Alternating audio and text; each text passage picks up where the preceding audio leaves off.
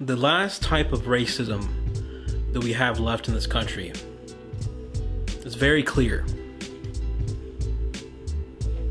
50 years ago, it was very clear.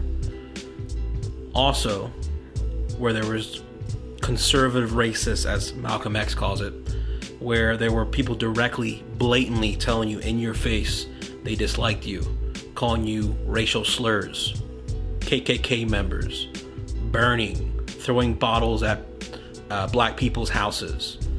Now it's not the case. Now it's not the case.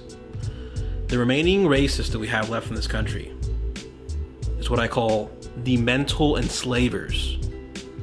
Typically, and primarily, the Democrat Party. They envy people like me. Minorities like myself that speak out against them and say, we're no longer dependent on you. We're awake and aware of what's going on. We're looking at the policies that disempower us.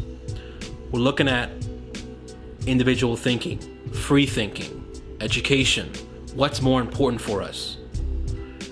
And we're looking at the patterns in these broken cities like Detroit, Chicago, San Francisco, Baltimore, New York City, that people are fleeing. And we're looking at the consequences of, while you may have high taxation in these places and the welfare, the social welfare services are maybe phenomenal there, we're looking at the consequence that long term, it disempowers people like me. It incentivizes bad behavior. It makes it that I should marry the government versus a woman marrying a man, or a man marrying a woman. And I won't get into the unrighteousness that we have going on right now with arresting and incarcerating black people for drugs. That's a different discussion. But I will go into the concept of mental enslavement, the last racist remaining in this country. That's literally what they are. The last remaining racist that we have to eliminate. These are the same people that have joined the BLM movement and have tainted the name BLM. They have jumped in. They have tampered with the original intent of it. But as you do research of BLM, you find out that the founders of BLM desired Marxist desires, which is destroying our country, which our country is not made for. But that's a different side point. The main point that I want to make is that the people that were assisting us, because there were good people that were protesting, even I thought about doing it after seeing the George Floyd thing. The people that made the peaceful blacks that were protesting look bad were those hidden racists that tainted the name, that tainted the whole movement. They infiltrated the movement. They exploited the movement for their own objective. And I would say their intentions were to make us look bad, make the movement look bad, make people like myself look bad. Now, I'm not going to say that I support BLM because I don't. I can't stand it. Don't agree with it. I agree with Martin Luther King and how he approached protesting and the organization and knowing who the leader was of that organization and what specific things they wanted, which were very simple. They wanted to be judged by the content of your character and not by skin tone, not by stereotype, not by discrimination. Anyways, that's one instance of these passive-aggressive white liberal racists that Malcolm X used to call, that we have left remaining in this country before we can really become free. The second are those race hustlers, like I call them. Race hustlers are people that look like myself that make a business of grievances. It's called the grievance industry. Why is it called that? Because it's literally people that brainwash you, tell you you're a victim, continue that pattern, pass it down by generation, create a cobweb of lies that you feel like you can never get out of, and then that's passed down by generation by generation by generation. They do this. If you look at areas like this, there's a reason why people in these areas, like Detroit and Baltimore, that have the worst education. They don't have critical thinking skills. They have no rational thinking skills. They have no self-independent thinking. All of it's groupthink. All of it is dependence, forced victimization, instilling these victimization things, these false lies, hopelessness into the child, into the family, into the city. Why? Because they know they're going to make money off of you. Here's a funny statistic. Per dollar that is given to a social welfare or someone that's receiving welfare from the government, the provider per dollar gets 80 cents to the dollar. The receiver gets 20 cents to the dollar. The only reason the government cares about you is because they make money off of you. This is why it's called the grievance industry. They don't care about you. We need to wake up and realize the government is not in our best interest. It doesn't matter what they look like. Obama was not a good president. He made our country more racist. He made our country more about race. In his second term that he did. We'll get into that. But again, all you have to do is look at these cities. All you have to do is look at the party, the Democrat Party. It's always about race. Always. They judge you by your race. Joe Biden made this statement. There's a bunch of the Hispanics are multicultural. They have a lot of different types and they have a lot of different beliefs and different characters. But blacks were, very common. They think they vote the same. They think the same. Blah, blah, blah. What he's saying there is that he knows that black people are easy to control. That's insane. That's insane. That's a master manipulator. And we have to expose these people that manipulate us, because those are the last racists that we have in this country. And just because they're black or Hispanic or a minority does not mean that they're looking for your best interest.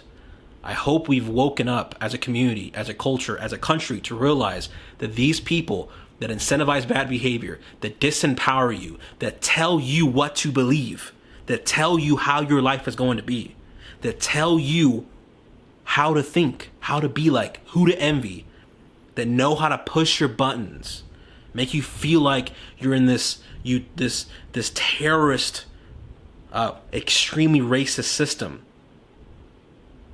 Those are the people that you should run from. Those are the people you should run from, because this country, while it is not perfect, it is the least racist of them all. It is the least. We are the most diverse country on the planet. On the planet. Anyways, so those are race hustlers, is what I call them. The last is, and again, go back to those race hustlers. Those race hustlers can be anyone that is in politics, starts a movement. They just exploit you. They don't care about you. You're just a pawn to them. They don't care about you.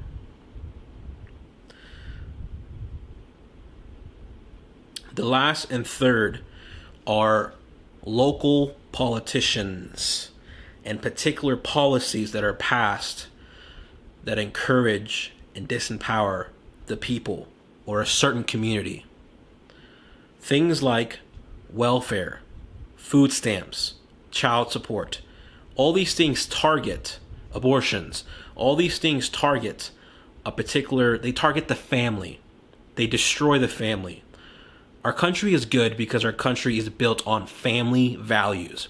Because a man is more strong, more ambitious when he has people dependent on them. When he has a wife, when he has children. The man performs drastically better than those that are single men that are going out hooking up a bunch of chicks. We won't get into hookup culture. But these policies and your rights are a manipulation tactic used to destroy the family. I highly recommend people watch Uncle Tom.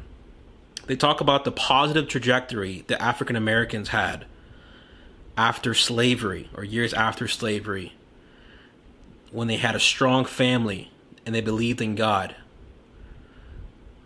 Their trajectory was going to surpass the white family.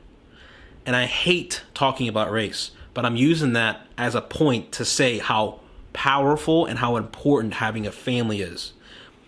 And we need to be aware and eliminate these things that are, they're liberal stuff, they're untraditional values, they're unbiblical. While they sound great, while it's a great lifestyle, hedonistic lifestyles like that destroy a country, destroy the future, destroy your children, destroy a city, a community, a race. And we have to understand that. We have to go back to Stoicism. We have to go back to virtues, to values, to principles. I honestly believe we should go back more into religious foundations. And you don't necessarily need to be a religious scholar to be moral. But the standards and culture that we have right now are part of what's destroying us. And those stem from political conditionings, from political standards, political policies that are encouraged by these people that have no place to be in politics. And all you have to do is look at the proof, the evidence is in the location. Look at deep blue states or cities. San Francisco, Baltimore, New York City, Detroit, Chicago. San Francisco. I used to love that city. I used to go there all the time. I used to live very close to that city, and I went there all the time. I loved it there. It was diverse. It was colorful. It had hills. The weather was perfect for me. Had a nice view. Sunsets were the best in the whole nation, in my opinion. Awesome people. It was a little untraditional, but I liked the creativity and the arts that it had to it. I liked that style. It was nice. Nancy Pelosi runs that district. Democrats have ran that district for a long time. It's the most progressive, liberal city that we have in the nation. Go there. Look at the homeless crisis. Look at the heroin crisis. Look at the car breaking crisis. Look at the theft crisis that they have over there. Heroin needles everywhere. There's poop everywhere. They have a poop patrol running around the city. Taxpayer dollars are going to pay for the feces that are no longer a felony. It's a misdemeanor. So cops don't care. It's a slap in the hand. And there's specific policies that have caused this. They have encouraged this behavior. They have incentivized these behaviors. And they have destroyed the middle class. You make $100K in San Francisco, you're still part of the lower class. It's absolutely asinine. It's insane. If you want the country to end up like that, keep voting who you're voting for right now. Now, I'm clearly a huge supporter of Trump. I don't agree with everything that he says, but I definitely do not agree with the policies of Joe Biden and Kamala Harris. Kamala Harris has a bad rep because she was a DA for in California, and she incarcerated a lot of minorities for minor crimes that were non-violent. There were drug offenses. These people, again, they're passive aggressive. Malcolm X defined them precisely. The last racist, or not the last racist, white liberal racists, and we have black liberal racists as well that don't know what they're doing, they just want power, are very deceitful. They manipulate you. It's all about them. It's all about them. They don't care about you. They're passive aggressive. They say they want to help you. They're very upfront about it. But the way they help you disempowers you, and they know it. And the way they help you is from a mindset that they feel sorry for you. and they see you as beneath them. They pity you. And the way that you can see that that's how they look at you is the approach of how they think that they should have solutions for you. Things like affirmative action, for example. At face value, it sounds great. And you're saying, yeah, I'm helping out people that are, less fortunate. They don't have a mother and father at the house.